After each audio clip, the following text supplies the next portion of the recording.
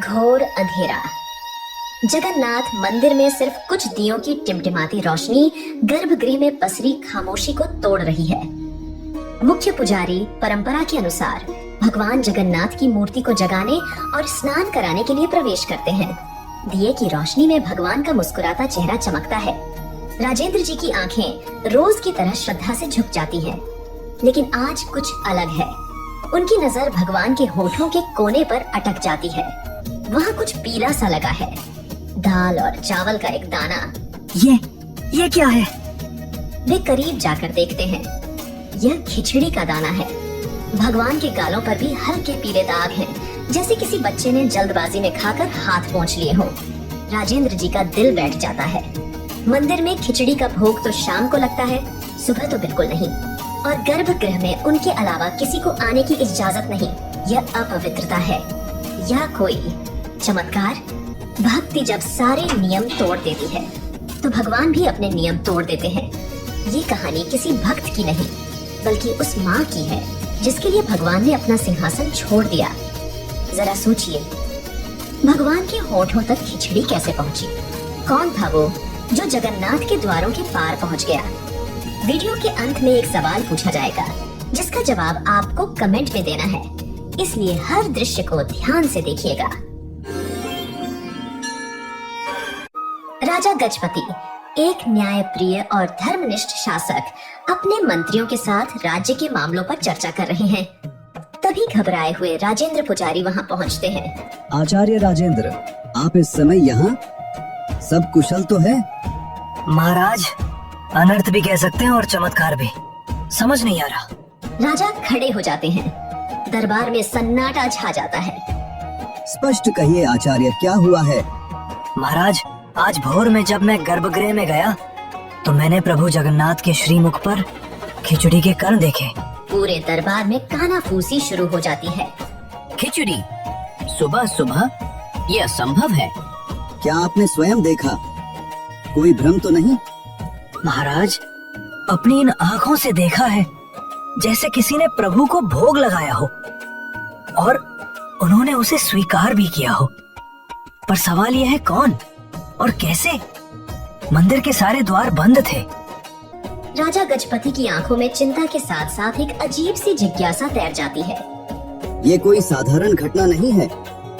या तो ये मंदिर की सुरक्षा में बहुत बड़ी चूक है, या फिर स्वयं प्रभु की कोई लीला।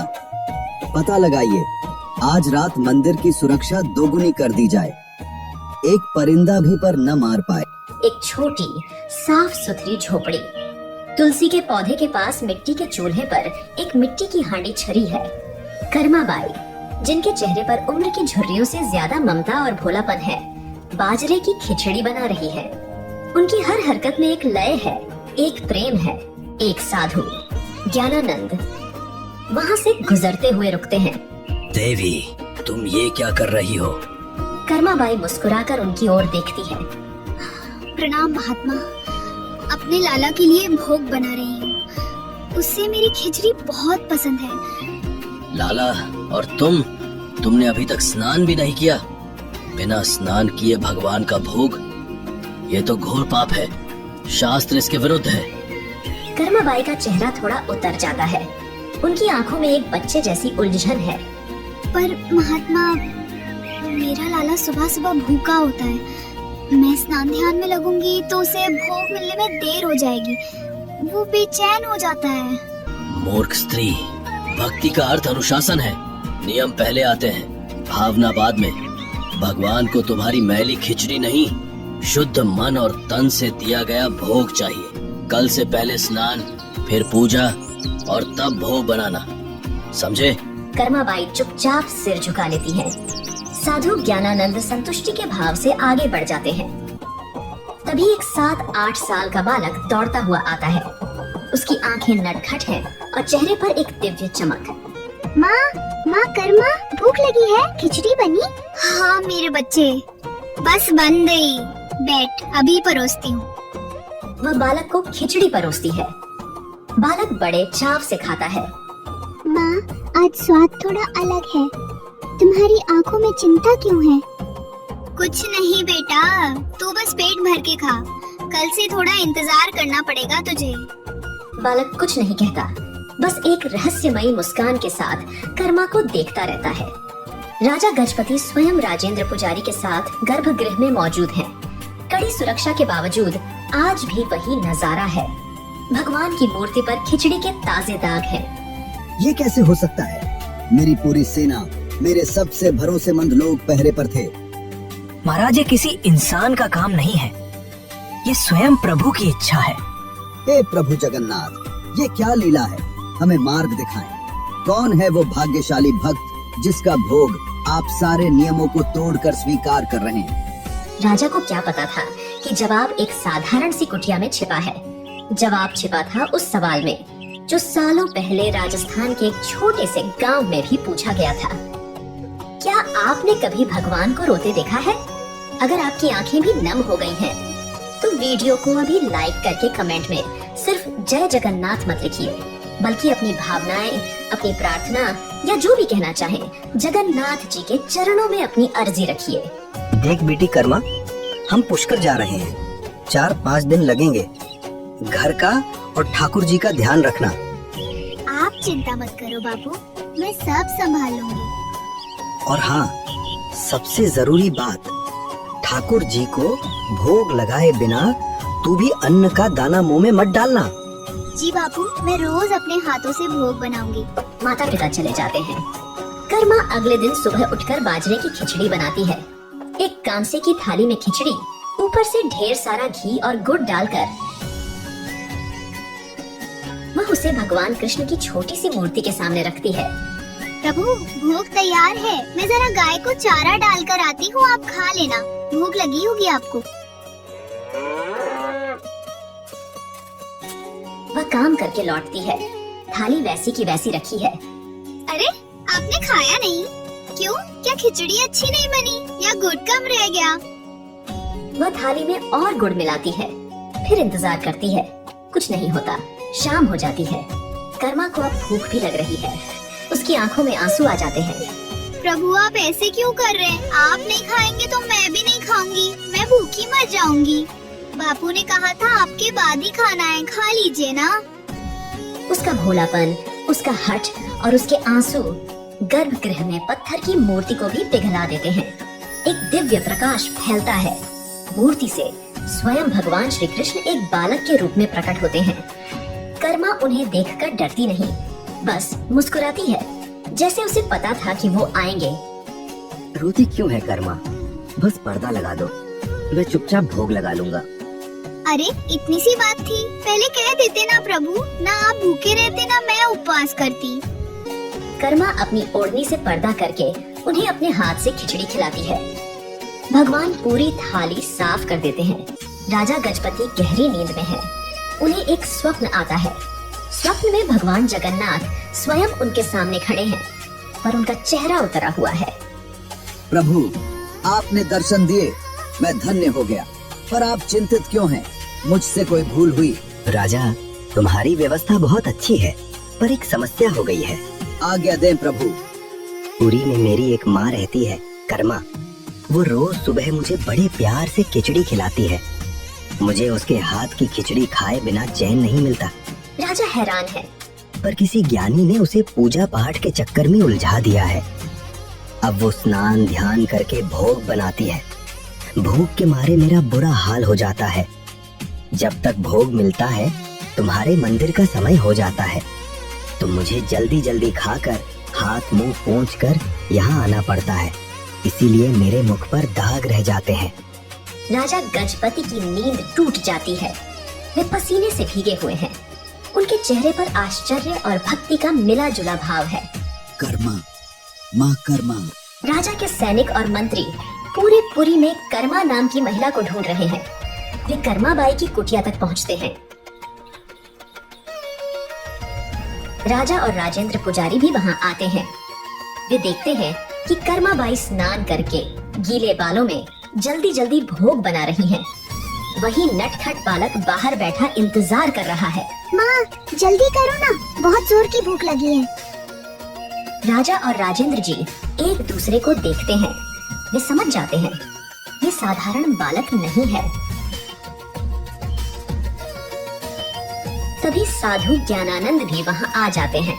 महाराज, आप यहाँ इस अज्ञानी स्त्री की कुटिया में? महात्मा, जिसे आप अज्ञानी कह रहे हैं, वो स्वयं भगवान जगन्नाथ की माँ है।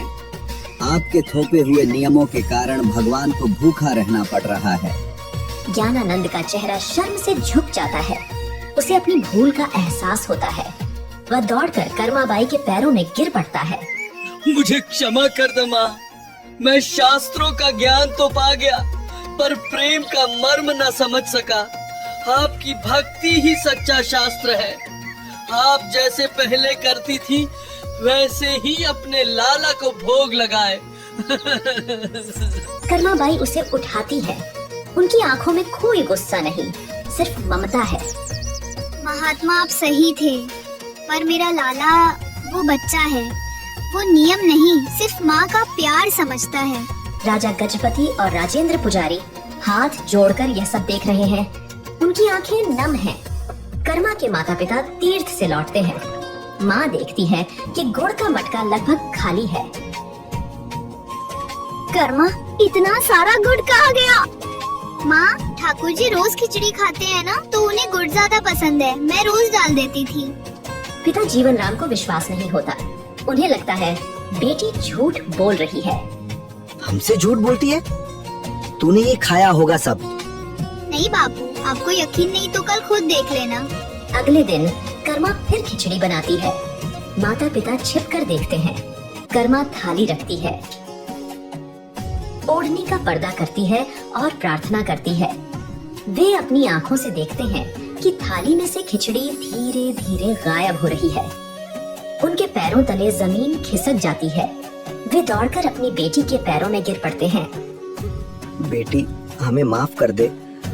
हम तुझे पहचान न सके। तू तो साक्षात भक्ति का रूप है। समय बीत गया है। कर्माबाई अब बहुत वृद्ध और कमजोर हो गई है। वह अपनी चारपाई पर लेटी है। उनकी सांसें धीमी चल रही हैं। वही बालक जो अब भी उतना ही बड़ा है, उनका हाथ पकड़कर उनके पास बैठा है। लाला, अब मुझसे उठा नहीं जाता। आज खिचड़ी कैसे बनाऊंगी? तू भूखा रह जाएगा। तुम चिंता मत करो माँ, तुमने मुझे जीवन भर खिलाया। आज मैं तुम्हें अपने साथ ले जाने आया हूँ, जहाँ तुम्हें मेरे लिए कुछ बनाना नहीं पड़ेगा।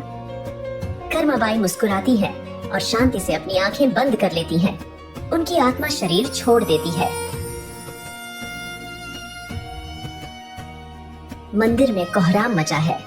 भगवान जगन्नाथ की मूर्ति की आंखों से अविरल आंसुओं की धारा बह रही है। पत्थर की मूर्ति रो रही है।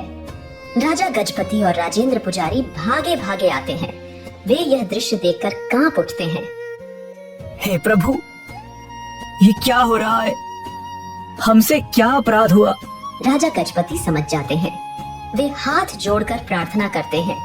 रात को राजा को फिर स्वप्न आता है। भगवान जगन्नाथ एक छोटे बच्चे की तरह सुबक सुबक कर रो रहे हैं। राजा, मेरी माँ चली गई। मेरी कर्मा माँ मुझे छोड़कर चली गई। अब मुझे सुबह सुबह प्यार से खिचड़ी कौन खिलाएगा? अब मैं किसका इंतजार करूंगा? राजा की नींद खुलती है। उनकी आंखों से भी आंसू बह रहे हैं। लेकिन ये एकमात्र माँ नहीं थी। ऐसी और भी कहानियां हैं जहाँ भक्ति ने भगवान को विवश कर दिया। राजा गजपति ने सभी पुजारियों और पूरे राज्य के लोगों को इकट्ठा किया है। उनका चेहरा दृढ़, निश्चय और गहरी भावना से भरा हुआ है। आज से और इस सृष्टि के अंत तक भगवान श्री जगन्नाथ को अर्पित होने वाले 56 भोग से भी पहले सबसे पहला भोग मेरी माँ, भगवान की माँ कर्माबाई के नाम से बाजरे की खिचड़ी का लगाया जाएगा, ताकि मेरे प्रभु को कभी ये न लगे कि उनकी माँ उन्हें छोड़कर चली गई है। उनकी माँ अब यहीं है, हम सबके दिलों में और इस मंदिर की परंपरा में हमेशा के लिए।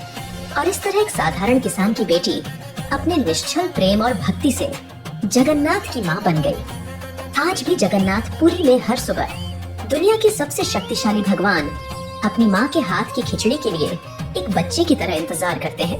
अब देखते हैं आप में से किसने इस कहानी को ध्यान से देखा है।